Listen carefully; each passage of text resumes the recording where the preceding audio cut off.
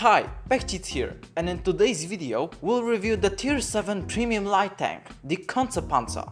We will analyze all of the important information and statistics regarding this vehicle and explain how to play it. So, let's get started.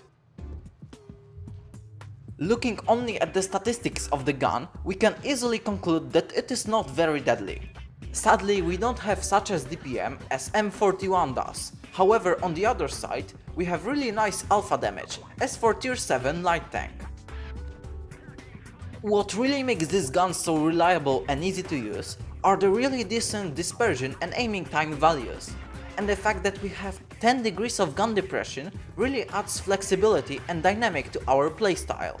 What in my point of view is the biggest downside of this gun is lowered penetration. However, it is to be expected from the light tank.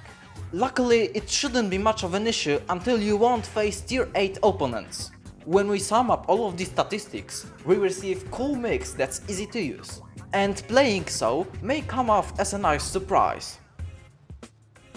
Kunze Panzer's mobility may be a little bit different than it appears. Although we have really high max speed, our acceleration is really not the greatest, and we will rarely reach the speeds of 60 or even 50 km per hour. In combat conditions, the tank easily fulfills its role, and getting to the spotting positions at relatively fast time shouldn't be much of an issue. Our mobility should also allow us to easily relocate during the battle and quickly flank enemies. At the very end, I will say that circling enemies is possible, however in my case it was not always a success. When it comes to our armor, it shouldn't be much of a surprise that we don't have much of it, and while saying that I mean that it is not going to protect us against anything. As an extra, I will say that our frontal plate can rarely and in certain conditions bounce some shots because of how angled it is. However, we need to realize that most of the shells fired at us are going to penetrate, which is going to make us really popular target amongst enemies. Because of our lack of armor, hostile bigger guns are going to fire high explosive shells at us without even blinking, which implies that we have to especially watch out for certain enemy tanks. Kunze Panzer's playstyle is actually a bit complicated. In short, we have to play partially as a light tank and partially as a medium tank. Our aim is to use at best the characteristics of both tank classes. For light tanks it is obviously the really decent speed, but also the camouflage and view range. And for medium tanks it is the really great gun and overall flexibility.